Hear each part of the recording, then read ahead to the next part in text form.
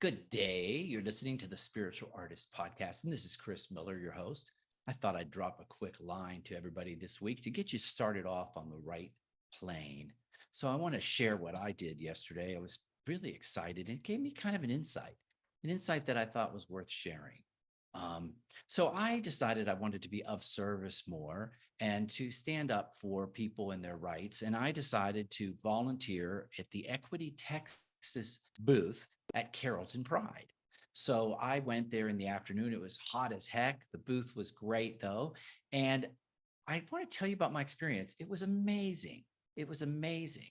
I went to this event and I watched all the different people walking around, all these different people. And if you don't know this already, let me share with you that Equity Texas is a statewide political advocacy organization that advocates for lesbian, bisexual, and transgender rights, including same sex marriage. So there were all different kinds of people, different non binary, binary people walking around. It was amazing. But what I loved about it was the individual expressions that they all had. Each one of them was so wonderfully attired with outfits and shirts and flags about who they were and what they stood for. There was such a sense of love at this event. There was such a sense of love at this event. It was amazing because what it was a place where these people, which lately, gosh, the extreme conservative right is really coming down on transgender, uh, drag queens, LGBT rights, and it's a little disconcerting for me. It's a little scary for me.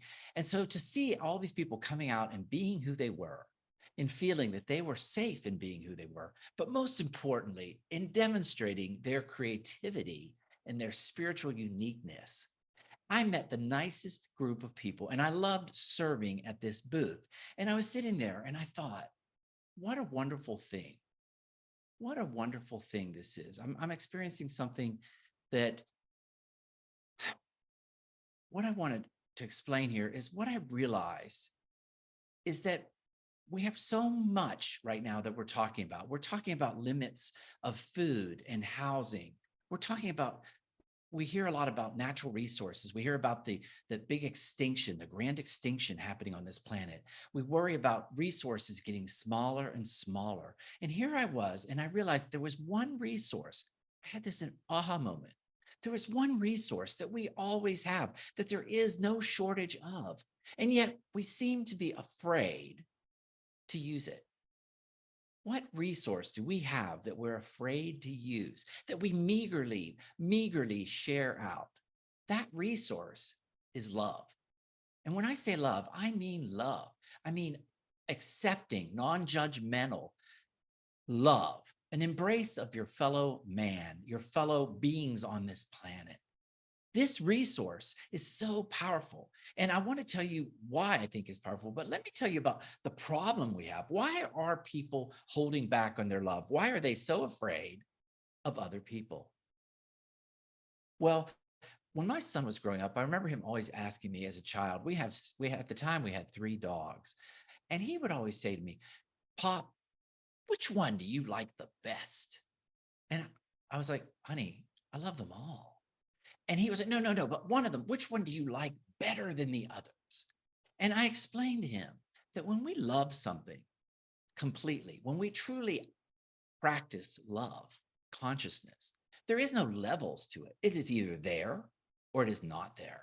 And in this case, I love all my dogs. I love them for different reasons. One of them because she sits on my lap, the other one because he plays with the ball so well, the third because they listen really well, but they all have different unique attributes that make me love them. There is no labeling of I love this more than others. Love is a resource that is either on or off, and we can choose to love each other. And there's no limit to it. It's not like I was trying to explain to my son, it's not like when I love Izzy, I'm somehow taking that love away from Bandit. Or when I love Bandit, I'm taking it away from Rue. I can love them all. Isn't that amazing? It's amazing, right? It's a resource that does not have limitation. And that is a wonderful thing that we have on this planet right now, despite air quality and finances and job security. There's one thing that we can share willingly with each other. We can love each other for who we are. Now, I'm not saying that that means you have to be that person. Let me explain this. We seem to get confused also. Another hang up with love is we seem to think that if we admit that we love something, we accept it for what it is, we honor it, we cherish it, and we understand that it has a right to life, liberty, and happiness, that we somehow lose something ourselves, or we're threatened. Here's better yet, we're threatened that we will become that. Well, let me use some examples here that are pretty ironic. If you know me, you might know that I have never really gotten into sports. It's just not something that I practice.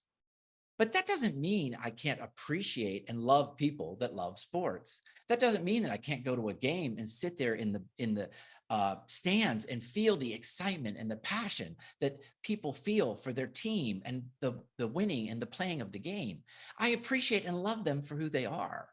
There is no threat. It's not like suddenly Chris is going to love sports. You're not going to see me with a bumper sticker anytime soon, or at least I don't think so, but maybe. But it's not going to jump over into my reality. I can love and appreciate it. We need to realize that. We don't have to. Once again, here's another thing. I am not a hunter. I've never hunted. But I have sat down with people and they talk to me about the excitement of hunting and what it feels like and why they want to own a gun. And I can appreciate that. And I say, let them do that. That is their right to have. It is a right for each one of us to pursue what we want to pursue. And so here I was, and I was sitting there on this very hot parking lot with all this joy and love surrounding me. And I realized that you can love all these different people and you can appreciate those funky shoes, those hot high top pink shoes, or that leather jacket. And there is no, oh, it's me. It's part of me. It just means I appreciate it and love it and enjoy the fact that we are on such a diverse planet. We are on such a diverse planet. So let me tell you why it's important that we practice the state of love. Because you're thinking, well, Chris, here's that airy fairy love, love, love. Well, let me tell you something. There is actually a creative truth behind love. And I believe that love is the frequency of spirit. It is when we are most closely aligned with whatever greater power, whatever name you want to use for that greater power.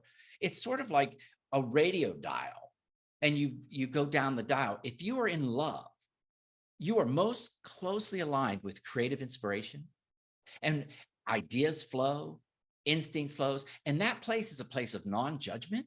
That place is a place of non-criticism, restriction. It's certainly not a place of fear. So if you think of a dial of human emotion, love is smack down in the middle.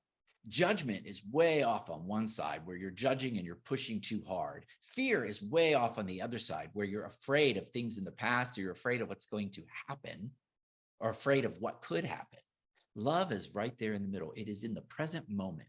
When we are presently in the moment and we truly just share that experience with the people that surround us, the lovely, wonderful people that surround us, we are at that place where ideas pop.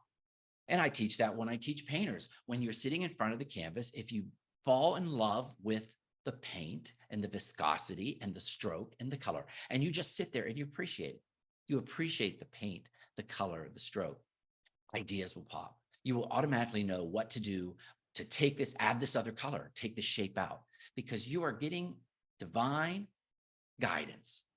So when we are in a state of love, there is divine guidance. So let's go back to that first thing I said that's a little worrisome when you think about what we hear in the news about how there's potential for food shortages, there's water crises, there's all sorts of issues.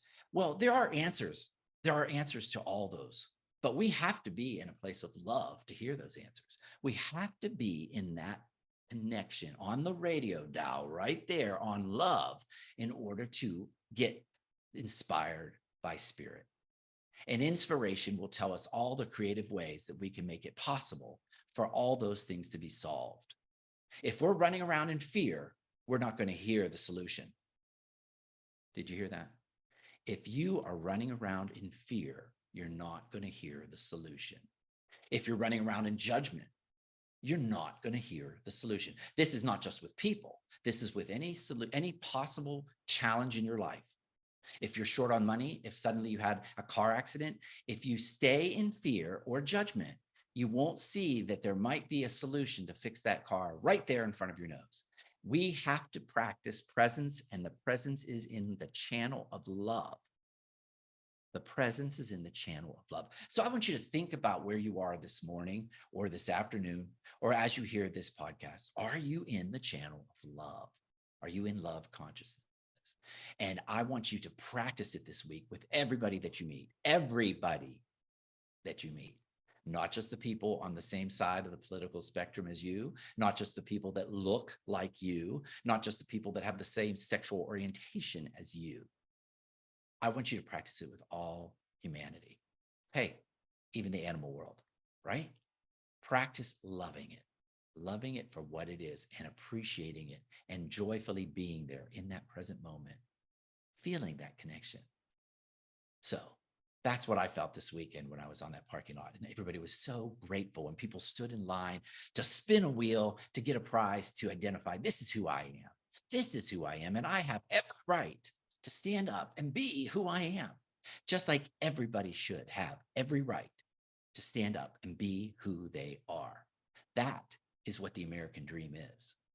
The American dream was a place where everybody could come together and pursue life, liberty, and the pursuit of happiness, all here, available to everyone equally. So as you go out and think about anything in your life now, practice it. Just practice it.